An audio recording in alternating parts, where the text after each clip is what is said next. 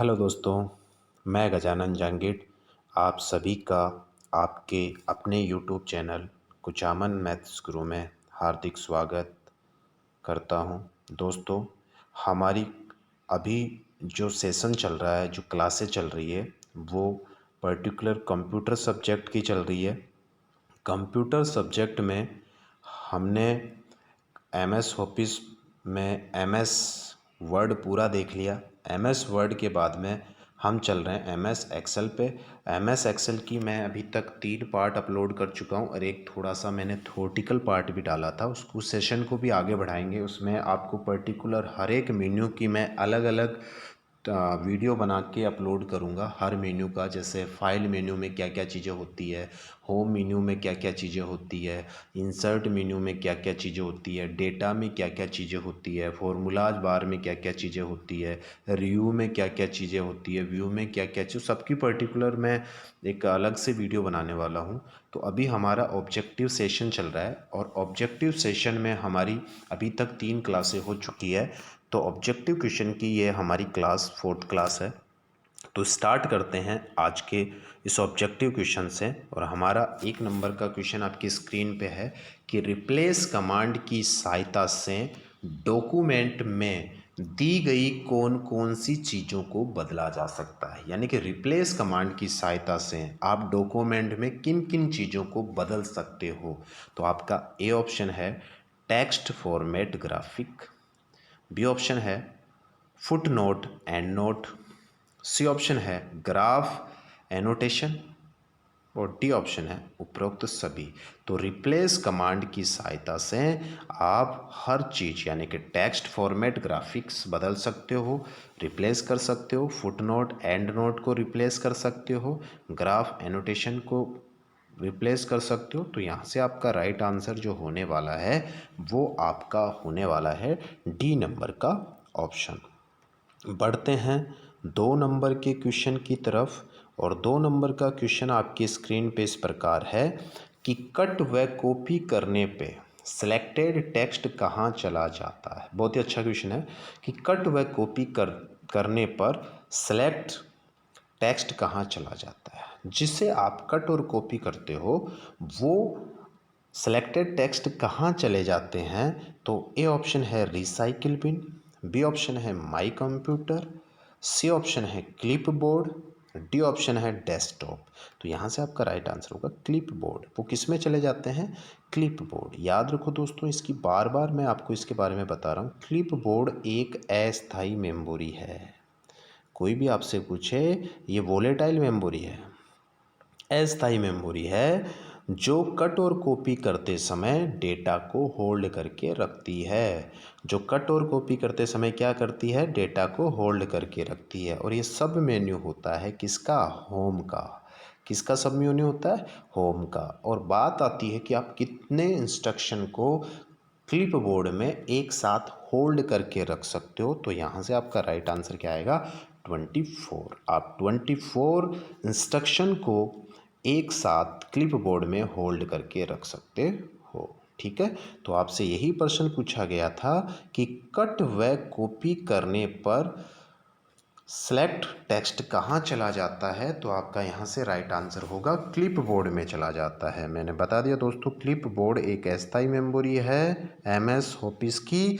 और इसमें मैक्सिमम जो कितने आप डेट इंस्ट्रक्शन को होल्ड करके रख सकते हो, 24। ये किसके अंदर आता है, तो ये होम मेन्यू के अंदर आता है, होम बटन के अंदर आता है। ठीक है, उसी का एक सब मेन्यू है।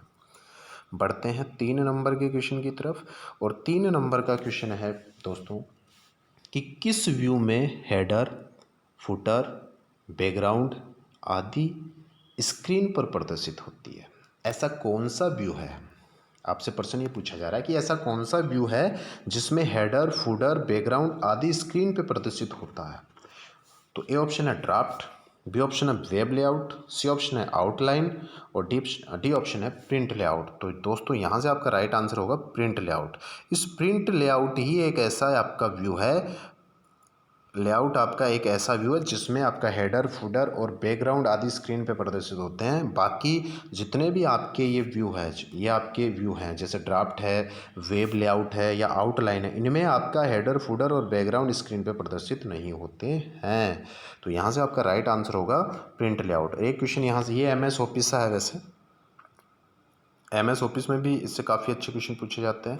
MS ऑफिस में एक वर्ड आता है आपका वर्ड में, तो एक प्रश्न वहाँ ये भी पूछा जाता है कि जो डिफ़ॉल्ट आपका बाय डिफ़ॉल्ट जो व्यू होता है वो कौन सा होता है, तो वो भी आपका प्रिंट लेआउट होता है। याद रखना, बाय डिफ़ॉल्ट। अगर आपसे कोई पूछे कि बाय डिफ़ॉल्ट कौन सा होता है, तो वो भी कौन सा होता है, वो भी आपका प्रिंट लेआउट होता है। याद रखना आपको। तो यहाँ से आपसे यही पूछ रहा है कि ऐसा कौन सा व्यू जिसमें हेडर, फुटर और आपका बैकग्राउंड आदि स्क्रीन पे प्रदर्शित होते हैं, तो वो आपका प्रिंट लेआउट है दोस्तों, याद रखना। ठीक है, बढ़ते हैं 4 नंबर के क्वेश्चन की तरफ। और 4 नंबर का क्वेश्चन आपकी स्क्रीन पे इस प्रकार है कि किस व्यू में डॉक्यूमेंट साधारण रूप में फॉर्मेटिंग के बिना नजर आता है। किस व्यू में डॉक्यूमेंट साधारण रूप में फॉर्मेटिंग के बिना नज़र आता है, ऐसा कौन सा व्यू है। अभी मैंने बात करी कि बहुत सारे व्यू होते हैं, जैसे नॉर्मल व्यू है, आपके आउटलाइन व्यू है, और आपका वेब लेआउट है, आपका डेस्कटॉप तो होता ही नहीं है वैसे व्यू। ठीक है, एक आपका प्रिंट लेआउट है। तो ऐसा कौन सा व्यू है जिसमें डॉक्यूमेंट साधारण फॉर्मेटिंग के बिना नज़र आता है, यानी कि उसमें फॉर्मेटिंग नहीं होती है। ठीक है, जैसे आप नोट पैड पर लिखते हो तो वहाँ फॉर्मेटिंग ज़्यादा नहीं है, वहाँ आप टेक्स्ट को बस टेक्स्ट का साइज है या टेक्स्ट की आप टाइप फ़ॉन्ट का स्टाइल चेंज कर सकते हो, बट वहाँ पे आप उसके बैकग्राउंड है या आपको कुछ और लिखना, वो नहीं लिख पाते हो। तो वो ये आपसे पूछ रहा है कि किस व्यू में डॉक्यूमेंट साधारण रूप में फॉर्मेटिंग के बिना नज़र आता है। तो यहाँ से आपका आंसर होगा, वो होगा आपका आउटलाइन। क्या होगा, आपका आउटलाइन के बिना नज़र आता है। ठीक है, तो यहाँ से आपका राइट आंसर होगा C ऑप्शन। बढ़ते हैं 5 नंबर के क्वेश्चन की तरफ। और 5 नंबर का क्वेश्चन आपकी स्क्रीन पे इस प्रकार है कि डॉक्यूमेंट को स्वतः ही सही करने के लिए हम खालिस्तान का प्रयोग करते हैं। डॉक्यूमेंट को स्वतः ही सही करने के लिए हम खालिस्तान का प्रयोग करते हैं। तो ए ऑप्शन है आपका auto corrector feature, B option है auto complete feature, C option है बिल्डिंग ब्लॉक्स, डी ऑप्शन है फॉर्मेटिंग। तो इस क्वेश्चन को मैंने शायद MS वर्ड में भी आपको 2 या 3 पार्ट में हर बार रिपीट किया, ताकि इसकी इन्फॉर्मेशन आप तक बहुत ज़्यादा आप तक पहुँचे। तो इसका जो राइट आंसर होगा कि डॉक्यूमेंट को स्वतः ही सही करने के लिए हम खालिस्तान कौन से फीचर का प्रयोग करते हैं या उपयोग करते हैं, तो वो है आपका ऑटो करेक्टर फीचर का। वो कौन सा है आपका ऑटो करेक्टर फीचर। इस फीचर की हेल्प से आप क्या करते हो, डॉक्यूमेंट को स्वतः ही सही करने के लिए हम इस फीचर का यूज करते हैं। याद रखना दोस्तों, ऑटो करेक्टर फीचर। और ये आता किस मेन्यू के अंदर है, तो ये रिव्यू के अंदर आता है। इसके अंदर आता है रिव्यू, और रिव्यू में भी ये किस में आता है, प्रूफिंग टूल में आता है। किस में आता है, प्रूफिंग टूल्स में। ये याद रखना, प्रूफिंग टूल्स में आता है। बढ़ते हैं 6 नंबर के क्वेश्चन की तरफ। और 6 नंबर का क्वेश्चन आपकी स्क्रीन पे इस प्रकार है कि कौन सी कमांड के लिए एक ही डायलॉग बॉक्स होता है। ऐसी कौन सी कमांडें हैं जिनके लिए एक ही डायलॉग बॉक्स क्या होता है, उनका एक ही डायलॉग बॉक्स होता है, यानी कि वो सारी की सारी कमांडें एक ही बॉक्स के अंदर आती हो। तो ऐसा कौन सा है, तो A option find go to, B option go to replace find, C option find clear go to, D option clear go to replace. तो मैं आपको बता दूं कि क्लियर और ये दोनों साथ आते हैं, ये साथ नहीं आता। क्लियर ये दोनों साथ आते हैं, ये साथ नहीं आता, तो आपके 2 ऑप्शन तो टर्मिनेट हो गए। उसके बाद में गो टू रिप्लेस फाइंड, ये तीनों एक साथ आते हैं, और ये दोनों नहीं, ये तीनों साथ आते हैं। तो याद रखना आपको कि ऐसा कौन सा बॉक्स है जिसमें, या ये जो सारे के सारे आपके मेन्यू हैं, सारी की सारी आपकी कमांड है, वो एक ही डायलॉग बॉक्स में आती है। तो यहाँ से आपका राइट आंसर होगा, वो होगा गो टू रिप्लेस और फाइंड। ये तीनों के तीनों एक ही डायलॉग बॉक्स में आते हैं। बढ़ते हैं आज के अगले क्वेश्चन की तरफ। और अगला क्वेश्चन आपकी स्क्रीन पे इस प्रकार है कि निम्न में से कौन सा रिबन टेप वर्ड 2007 में नहीं होता था। यहाँ थोड़ा वर्ड का क्वेश्चन आ गया कि निम्न में से कौन सा रिबन टेप, टेप का मतलब वो आज आपके मेन्यू है, वर्ड 2007 में नहीं होते हैं। तो ए ऑप्शन होम होता है होम, तो टूल्स पेज लेआउट होता है, इंसर्ट होता है, तो यहाँ से टूल्स नहीं होता था, तो यहाँ से राइट आंसर आपको यही तो पूछ रहा है, नहीं होता, तो यहाँ से राइट आंसर होगा टूल्स। तो टूल्स 2007 के रिबन में नहीं हुआ करता था, तो दोस्तों याद रखना है, यहाँ से आपका राइट आंसर होगा टूल, ये नहीं होता था। बाकी ए बी आपका ए सी और डी ये तीनों के तीनों क्या होते हैं, उसमें होते थे। बढ़ते हैं आज के 8 नंबर के क्वेश्चन की तरफ, और आपका 8 नंबर का क्वेश्चन आपकी स्क्रीन पे इस प्रकार है कि सेव एज कमांड द्वारा हम अपने डॉक्यूमेंट फाइल को किस फॉर्मेट में सेव कर सकते हैं। सेव एज कमांड द्वारा हम अपने डॉक्यूमेंट फाइल को किस फॉर्मेट में सेव कर सकते हैं। तो ये ऑप्शन आपका HTML, hypertext markup language, XML, web page and all of this. तो आपसे ये पूछा कि आप सेव एज जो कमांड होती है उसकी मदद से आप किस किस फॉर्मेट में इसको सेव कर सकते हो। तो कोई HTML में भी कर सकते हो, XML में भी कर सकते हो, वेब पेज में भी कर सकते हो, आप PDF में भी कन्वर्ट कर सकते हो। PDF के अलावा अगर आप चाहते हो कि ओल्ड वर्जन के जितने भी, जैसे ओल्ड वर्जन में जैसे आप 7 पे काम कर रहे हो एक्सेल पे या वर्ड पे, उससे पुराने वाला 2003 उस पर सेव करना चाहते हो उस पर भी हो जाएगा। तो आप तीनों के तीनों ऑप्शन ये आपके हो सकते हैं सेव ऑप्शन में। तो यहाँ से राइट आंसर होगा डी, उपरोक्त सभी। ठीक है, उपरोक्त सभी। और आपसे एक क्वेश्चन ये भी पूछ लेगा कि सेव एज जो कमांड है आपकी, सेव एज जो कमांड है उसकी शॉर्ट की बताओ। तो सेव एज कमांड की शॉर्ट की होती है Ctrl+S, यही सेव की होती है और यही सेव एज की होती है। तो आप इन तीनों फॉर्मेट में उसे सेव कर सकते हो। तो यहाँ से आपका राइट आंसर जो हो जाएगा वो क्या हो जाएगा, ऑल ऑफ दीज। बढ़ते हैं नेक्स्ट क्वेश्चन की तरफ। नेक्स्ट क्वेश्चन आपकी स्क्रीन पे इस प्रकार है कि प्रिंट कमांड के पेज रेंज में, जो आपका प्रिंट कमांड के पेज रेंज में कौन कौन सा ऑप्शन होता है। प्रिंट जो आपकी प्रिंट कमांड है उसके पेज रेंज में कौन कौन सा ऑप्शन होता है, यानी कि जब आप प्रिंट कमांड देते हो तो उसकी रेंज के अंदर कौन कौन से ऑप्शन होते हैं। तो ये option all, B option current page, C option page, D option all of this. तो यहाँ से राइट आंसर होगा ऑल ऑफ दिस। ठीक है, बढ़ते हैं नेक्स्ट क्वेश्चन की तरफ। नेक्स्ट क्वेश्चन आपकी स्क्रीन पे इस प्रकार है कि किस कमांड में डॉक्यूमेंट को ईमेल द्वारा किसी को भी भेज सकते हैं। किस कमांड से डॉक्यूमेंट को ईमेल द्वारा किसी को भी भेज सकते हैं, कौन सी कमांड है। ए ऑप्शन है प्रिंट, बी ऑप्शन है सेंड टू, सी ऑप्शन है गो टू, डी ऑप्शन है ए और बी दोनों। तो यहाँ से राइट आंसर होगा send to. Send to command से आप क्या कर सकते हो, किस डॉक्यूमेंट को ईमेल द्वारा किसी को भी भेज सकते हो। बढ़ते हैं आज के 11 नंबर के क्वेश्चन की तरफ, और 11 नंबर का क्वेश्चन आपकी स्क्रीन पे इस प्रकार है कि पहले से सेव किए गए डॉक्यूमेंट को किसी अन्य नाम से सेव करने के लिए खालिस्तान कमांड का उपयोग किया जाता है।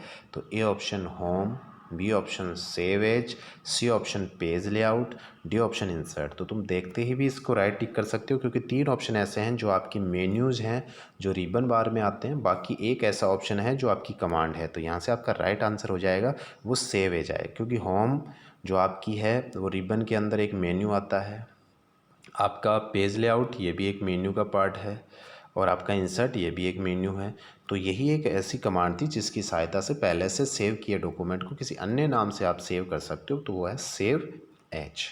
बढ़ते हैं 12 नंबर के क्वेश्चन की तरफ, और 12 नंबर का क्वेश्चन आपकी स्क्रीन पे इस प्रकार है कि हेडर व फूडर ऑप्शन किस कमांड की सहायता से बदले जा सकते हैं।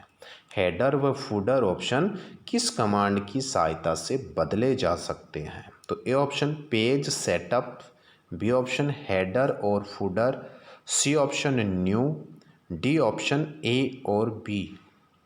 तो यहाँ से आपका राइट आंसर होगा कि हेडर और जो फूडर होते हैं, सबसे पहले तो ये समझो कि हेडर और फूडर होता है क्या। मैंने कहा था पेज के जो ऊपर का पोर्शन होता है वो तो आपका हेडर होता है, और नीचे जो पोर्शन होता है वो फूडर होता है। तो आप किस ऑप्शन से बदले जा सकते हैं, तो यहाँ से राइट आंसर आपका होगा हेडर और फूडर ऑप्शन से। ठीक है, हेडर और फूडर ऑप्शन से, जो लेआउट में भी आते हैं। ठीक है,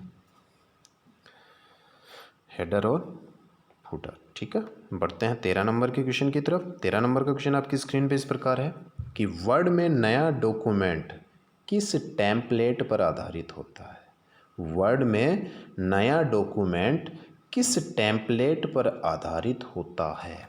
तो A option journal, B option normal, C option template, D option standard.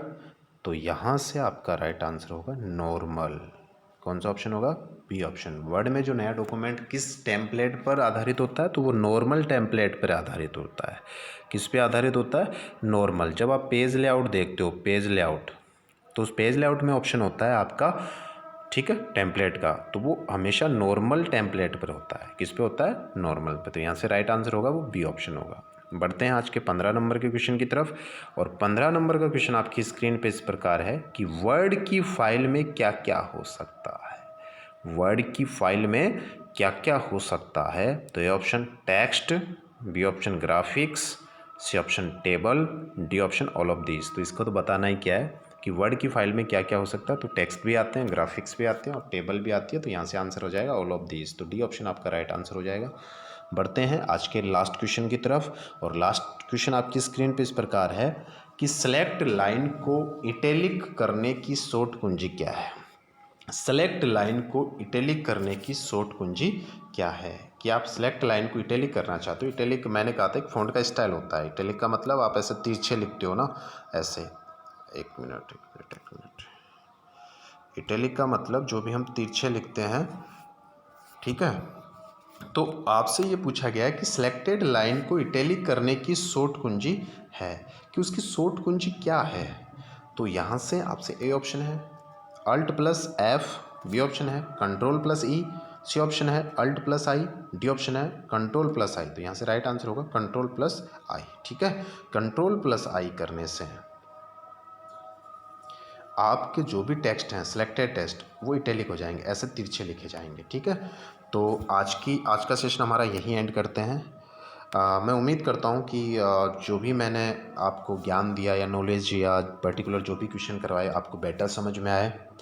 और अगर आप नए सब्सक्राइबर हो या नए यूजर हो मेरे इस चैनल पे, आप पहली बार विजिट कर रहे हो इस वीडियो के माध्यम से, तो प्लीज़ चैनल को लाइक, शेयर, सब्सक्राइब करें, ठीक है। और वीडियो को लाइक शेयर करना ना भूलें। जय हिंद।